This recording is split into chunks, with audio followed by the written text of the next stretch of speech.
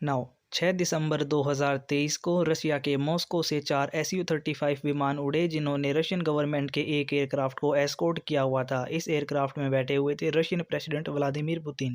Russian government का ये aircraft middle east की कंट्री सऊदी अरेबिया में लैंड करता है, जहां पहुंचकर व्लादिमीर पुतिन ने सऊदी क्राउन प्रिंस मोहम्मद बिन सलमान के साथ बायलैटरल मीटिंग की। रशिया यूक्रेन की वॉर के बाद व्लादिमीर पुतिन ने यूएई के बाद सऊदी अरेबिया की ट्रैवलिंग की है, जो कि रशिया के बाहर उनकी दूसरी बड़ी ट्रैवलिंग मानी जा रही है। मीटिंग में बहुत से टॉपिक्स के ऊपर डिस्कशन की गई, जैसे कि इजराइल हमास की वॉर, रशिया यूक्रेन की लड़ाई, वेस्टर्न कंट्रीज को प्रेशराइज करना, ऑयल प्रोडक्शन, इस सभी के इम्प्लीकेशन क्या होंगे, इंडिया पर इसका क्या इम्पैक्ट पड़ेगा, ये सब मैं आपको अपनी इस वीडियो में बताऊंगा। तो बिना किसी देरी के शुरू करते हैं। So let's begin. Cold war के बाद से ही रशिया और सऊदी अरेबिया के रिलेशन काफ़ी अप्स एंड डाउन से गुजरे हैं, लेकिन साल 2016 में ओपेक प्लस की फॉर्मेशन के बाद से ही दोनों ही देशों के रिलेशन काफ़ी अच्छे होने लगे थे। पहले आपको थोड़ा सा ओपेक के बारे में बता देता हूँ। देखिए, वर्ल्ड पॉलिटिक्स में आपको एक बात का ध्यान रखना पड़ता है, जियोपॉलिटिकली आपको बार्गेन करने के लिए आपके पास कुछ होना बहुत ज़रूरी है। फॉर एग्जाम्पल, आज कई बड़ी एशियाई ताकतें हैं जिनकी कंट्रीज की पॉपुलेशन काफ़ी ज़्यादा है और उनके पास स्किल्ड लेबर है जो कि वेस्टर्न कंट्रीज में माइग्रेट कर जाती हैं। ये देश अच्छे से जानती हैं कि इन्हें अपने डायस्पोरा का यूज़ कर कैसे उन कंट्रीज से अपना काम निकलवाना है। ठीक इसी तरीके से 1960 तक आते आते मिडिल ईस्ट के देश ये बात अच्छे से जान गए थे कि ऑयल को अगर हम मिलकर प्राइस उसके कम रख लेते हैं तो ज़्यादा से ज़्यादा मुनाफा कमा सकते हैं और वेस्टर्न कंट्रीज को प्रेशराइज करने के लिए ऑयल को एज अ कमोडिटी यूज कर सकते हैं। इसलिए इन देशों ने 1960 में इराक के बगदाद में एक समिट किया और 1961 में सऊदी अरेबिया की लीडरशिप में ओपेक की फॉर्मेशन की।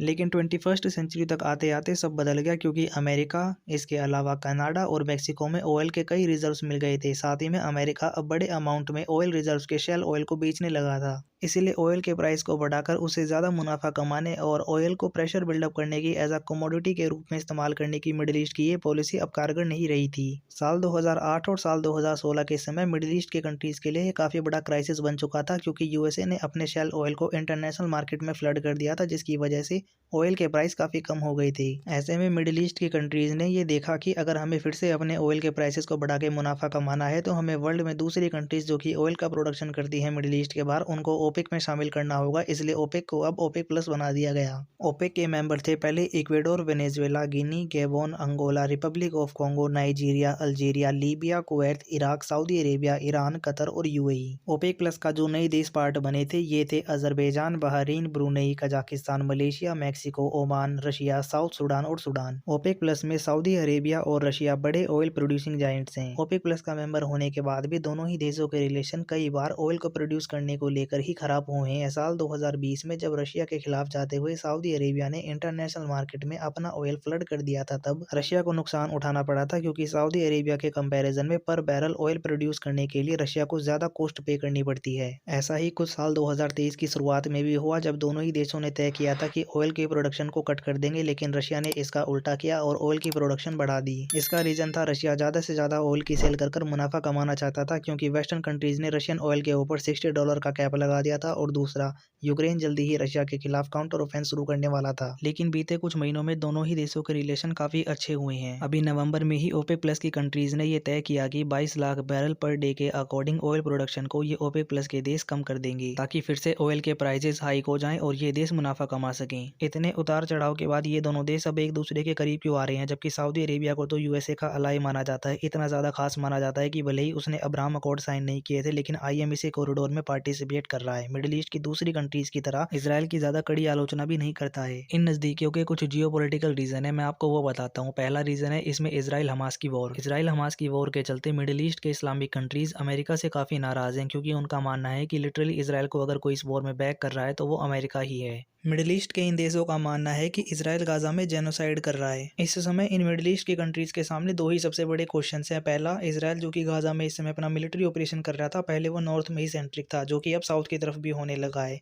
इस वजह से एक बड़ा क्वेश्चन ये सामने आ रहा है कि गाजा के सिविलियंस का क्या होगा। दूसरा, इस्लामिक वर्ल्ड में ज़्यादातर जो देश हैंगे वो इजराइल की डिफेंस फोर्सेस की जो गाजा में कार्रवाई हो रही है हमास के खिलाफ, उसको लेकर काफ़ी कंसर्न फील कर रहे हैं, क्योंकि ज़्यादातर जो देश हैंगे वो हमास को फ्रीडम फाइटर्स ही मानते हैं। कोई रेयर ही होगा जो फ्रीडम फाइटर के अपोजिट जाते हुए उनको टेररिस्ट मानता हो। कंसर्न इन देशों ने ये उठाया है कि इजराइल जो हमास को लेकर अपने टैक्टिक्स बना रहा है वो काफ़ी ब्रूटल हैं। इस समय इजराइल की डिफेंस फोर्सेस ये प्लान कर रही हैं कि मेडिटेरेनियन सी से पानी को लेकर आएंगे और हमास के टनल में पंप पंप कर देंगे। ऐसा करने से टनल्स का जो ये नेटवर्क हमास ने बनाया हुआ है ये तबाह हो जाएगा और अंदर बैठे टेररिस्ट एक ही बार में मारे जाएंगे। मिडिल ईस्ट के ज्यादातर देश ये हाईलाइट कर चुके हैं कि ये एक तरीके का जेनोसाइड है। रशिया और सऊदी अरेबिया के करीब आने का दूसरा जो जियोपॉलिटिकल रीजन है वो है रशिया यूक्रेन की लड़ाई में यूक्रेन के काउंटर ऑफेंस का फेल हो जाना। देखिए रशिया साफ कर चुका है कि वो लंबे समय तक इस वॉर को लड़ सकता है, उसको कोई प्रॉब्लम नहीं है, उसने अपनी इकोनॉमी को संभाल लिया है। इसकी रीजन मैं आपको बता देता हूँ। देखिए वेस्टर्न कंट्रीज को रशिया के ऊपर जितने सैंक्शन लगाने थे उन्होंने लगा दिए, अब इसका रशिया के ऊपर ज्यादा कुछ असर हुआ नहीं, रशिया ने अपनी इकोनॉमी को संभाल लिया है। दूसरा रीजन है वेस्टर्न कंट्री अब ये बात जानती है उन्हें इसराइल को भी सपोर्ट करना है यूक्रेन के साथ, जो कि काफी प्रॉब्लमेटिक होने वाला है। और तीसरा जो मेन रीजन है वो है यूएसए के इलेक्शन। यूएसए भी ये बात अच्छे से जानता है कि जैसे जैसे इलेक्शन नजदीक आ रहे हैं यूक्रेन को उस तरीके की मदद नहीं की जा सकेगी जैसे कि वॉर की शुरुआत में की जा रही थी। देखिए इन सभी रीजंस की वजह से रशिया ये बात जानता है कि आने वाले समय में वो ये वॉर जीत जाएगा, भले ही उसने जो भी कॉस्ट पे की है। इसके ऊपर मैं कभी बाद में एक आपके लिए अलग से डेडिकेटेड वीडियो बनाऊंगा। इसलिए रशिया ने अपनी पॉलिसी फिलहाल के लिए फिक्स कर ली है कि वो ये वॉर जीत जाएगा, इसलिए ऑयल के प्राइस ज्यादा रखे जाएं और भले ही लंबे समय के लिए कम मुनाफा हो लेकिन मुनाफा हो। कम मैंने इसलिए कहा क्योंकि रशियन ऑयल के ऊपर कैप लगा हुआ है। ये तो मैंने आपको रशिया का पहलू बता दिया, लेकिन सऊदी अरेबिया रशिया के पास क्यों जा रहा है? देखिए बाइडेन के टेन्योर में अगर आप ध्यान से देखोगे तो रशिया और सऊदी अरेबिया के रिलेशन काफी मजबूत हुए हैं क्योंकि यूएसए और सऊदी अरेबिया के बीच में दूरियां बढ़ी हैं। देखिए बाइडेन की जो पॉलिसी है वो सऊदी अरेबिया को लेकर शुरुआत से ही काफी हार्श रही है। जब बाइडेन राष्ट्रपति बने थे तभी उन्होंने सत्ता में आते ही तुरंत सऊदी अरेबिया और यूएई को F-35 फाइटर एयरक्राफ्ट की जो सेल है उसको रोक दिया था। दूसरा रीजन है जमाल खाशोगी का असैसिनेशन करना, जिसमें मोहम्मद बिन सलमान का नाम सामने आया था। रशिया और सऊदी अरेबिया एक दूसरे के करीब इसलिए आए हैं क्योंकि बीते कुछ समय में अमेरिका ने अपना ऑयल प्रोडक्शन रेट काफी बढ़ा दिया है, जिस वजह से ऑयल के प्राइस को अब अमेरिका कंट्रोल कर रहा है, ना कि मिडिल ईस्ट के ये देश। इसलिए सऊदी अरेबिया पहले की तरह ऑयल के प्राइसेस को अपनी तरीके से मैनिपुलेट करना चाहता है, इसलिए उसने रशिया के साथ अलायंस किया है। अब दोनों ही देशों के इंटरेस्ट आपस में मेल खा रहे हैं, जहां पे प्रिंस मोहम्मद बिन सलमान अपने विजन 2030 प्रोग्राम को सपोर्ट करने के लिए लॉन्ग टर्म की बजाय शॉर्ट टर्म के लिए ज्यादा प्रॉफिट चाहते हैं, वहीं रशिया लॉन्ग टर्म के लिए शॉर्ट ही सही लेकिन प्रॉफिट चाहता है। सऊदी अरेबिया और रशिया के बीच में बना ये अलायंस कहां तक काम करेगा? देखिए इसके दो फैक्टर हैं जिससे ये काफी इन्फ्लुएंस होने वाला है। पहला है यूएसए के इलेक्शन और दूसरा है ईरान और रशिया के रिलेशन।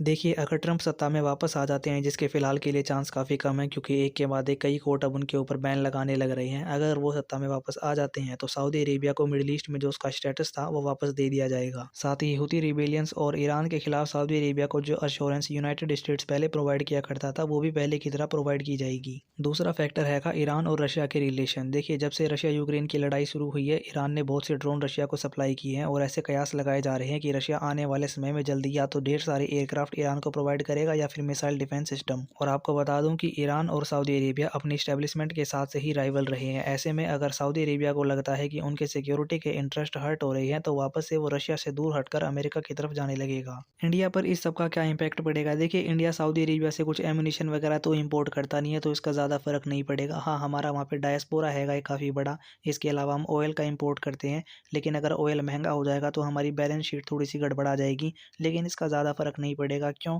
क्योंकि भारत इस समय रशिया से ज़्यादा ऑयल खरीद रहा है। रीज़न है इसके पीछे हमें सस्ता ऑयल मिल रहा है, इसलिए भारत पर इसका कम ही फर्क पड़ेगा। लेकिन भारत के लिए ये अच्छी खबर है कि भारत का पुराना दोस्त जो कि रशिया इस समय आइसोलेट हो चुका था रशिया यूक्रेन की लड़ाई के चलते, अब वो फील्ड में वापस आ रहा है। डिप्लोमेटिक आइसोलेशन से बाहर निकलकर रशियन YTBN ने ये साबित कर दिया है कि वेस्टर्न कंट्रीज ये डिसाइड नहीं करेंगे कि कौन किसके ऊपर सैंक्शन लगाएगा और कौन किसको बाइकआउट करेगा। वीडियो अच्छी लगी है तो वीडियो को लाइक कीजिए, अपने फ्रेंड्स के साथ शेयर कीजिए, मेरे चैनल को सब्सक्राइब कीजिए। See you in next one, till then have fun.